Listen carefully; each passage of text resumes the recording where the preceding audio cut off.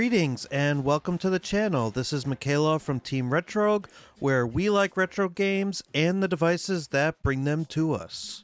Happy 2024 to all of you lovely viewers and subscribers. I hope your new year is starting off wonderfully. And at time of recording, Retro Tech Dad, Retro Game Core, the Retro Handhelds crew, and Joey's Retro Handhelds are off enjoying themselves at the CES convention. So while they're away, I thought this would be a great opportunity to take a look back at the last year and showcase 6 handhelds that came out in 2023 and really resonated with me as excellent gameplay experiences. So with that, let's dive in and let's get to work.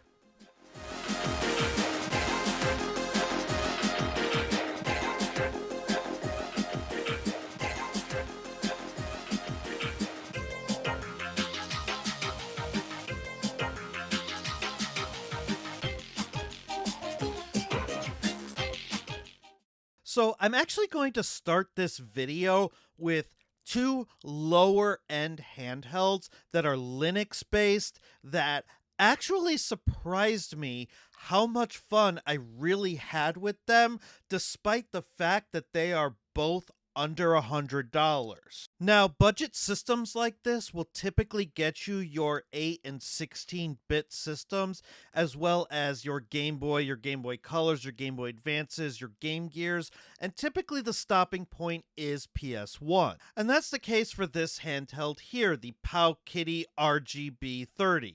Now, this handheld starts at about $90 to about $120 depending on where you get it. And this handheld's unique feature is the 1:1 aspect ratio screen, which makes this a great handheld to play Game Boy and Game Boy Color games. And believe it or not, I'm actually not much of a DMG style fan. I actually prefer horizontal handhelds to vertical ones, and so being able to play Game Boy and Game Boy Color games with a horizontal form factor is actually really nice and takes me back to the days of the Game Boy Advance. And the system could be used for more than just Game Boy. You could play NES, SNES, and all that on this system using an 8:7 aspect ratio, and you can also play independent games on Pico 8. And I'll leave a link to my initial review of this handheld if you want to see those systems in action. But for now,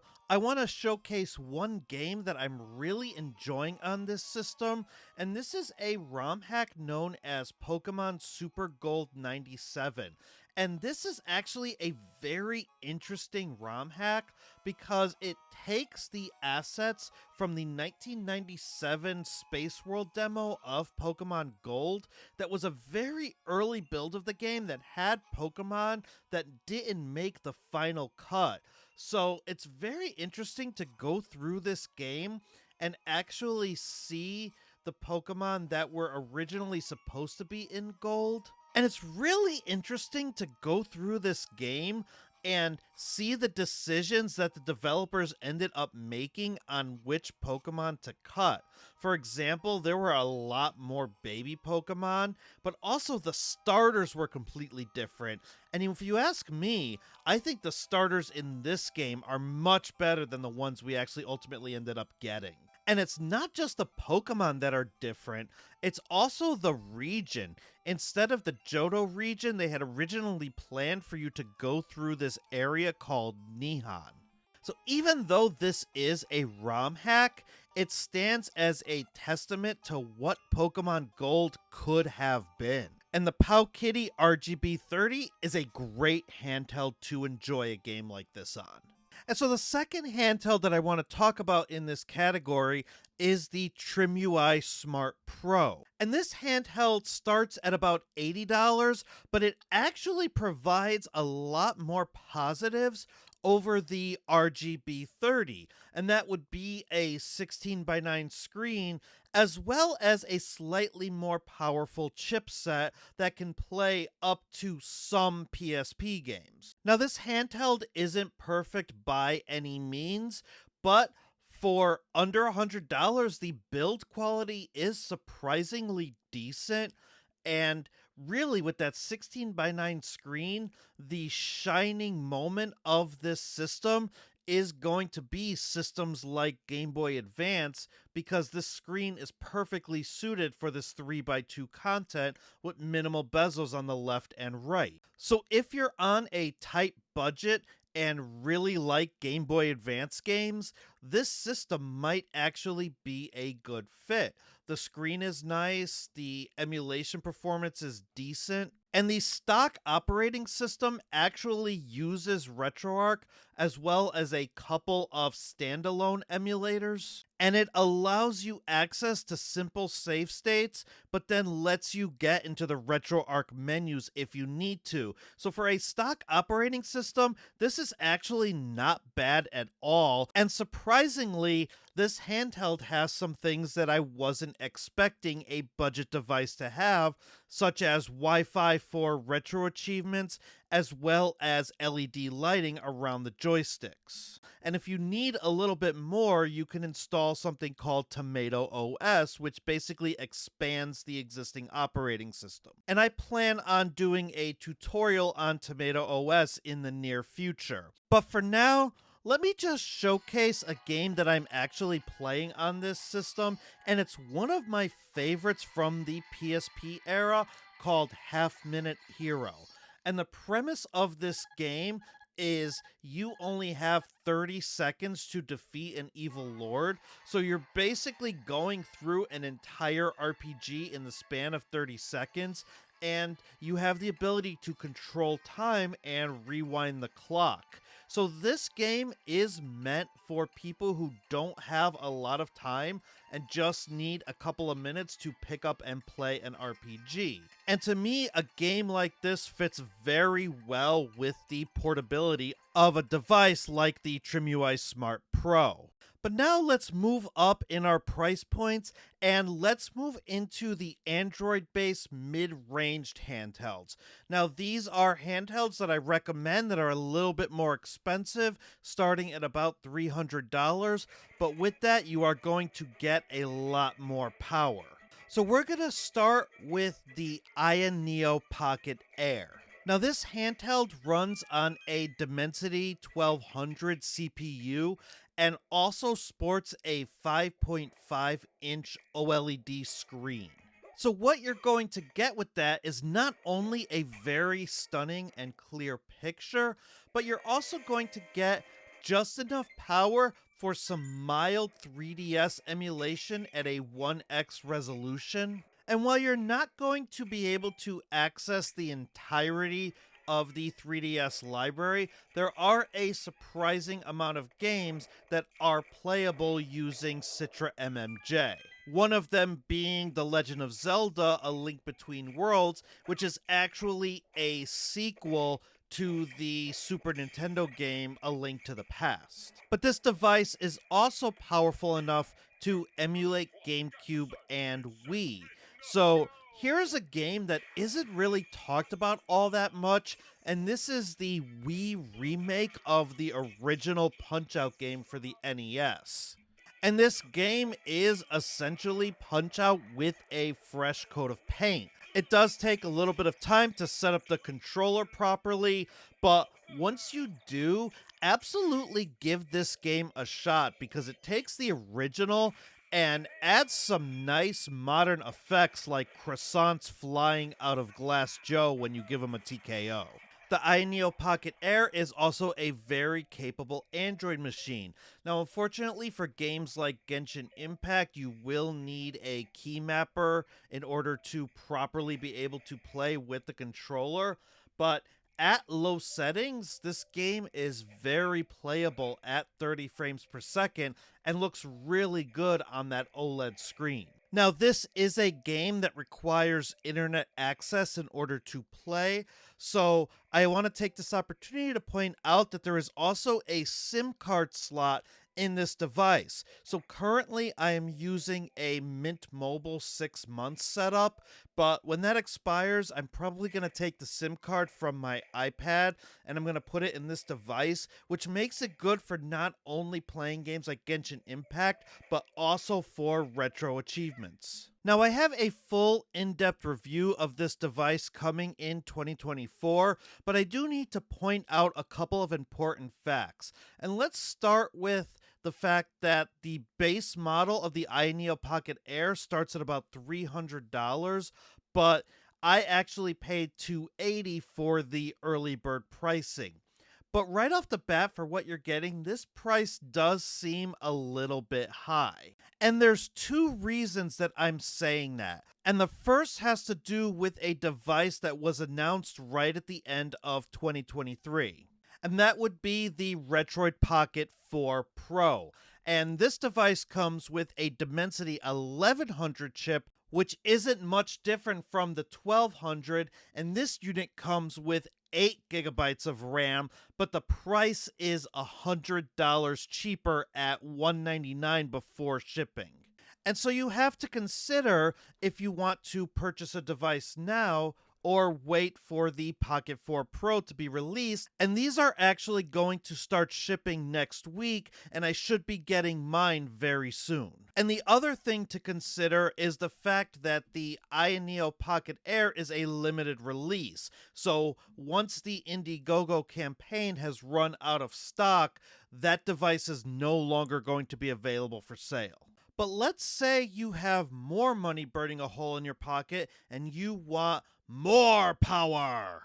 So you might want to consider the Ayn Odin 2 Pro. And this device is an absolute powerhouse. I did a first look on this device with an in-depth review coming very soon in 2024. And just like the Ayn Pocket Air before it, this device can handle most 3DS games and does 3DS emulation very well. However, instead of limiting it to a 1x resolution, we can now upscale these games to a 4x resolution, and we can still get great performance out of a vast majority of the library. And 3DS is not easy to emulate, so the fact that this device is handling it and barely breaking a sweat is a testament to just how powerful it is. So although $379 seems like a lot of money,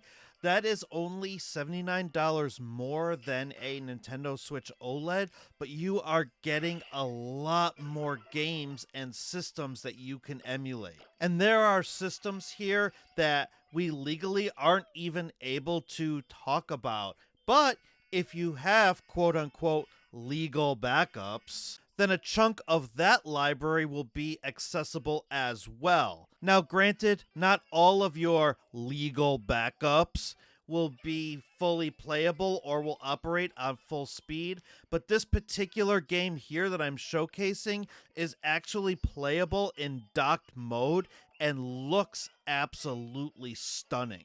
And stay tuned to my channel for exactly what you can do with this handheld, because that will be in my in-depth review, and I'm also pondering actually doing an emulation showcase as well. So while you wait for me to be able to get that content out, here's some footage of the Switch version of Dave the Diver, and we are running it in docked mode, and it runs very well on the Odin 2.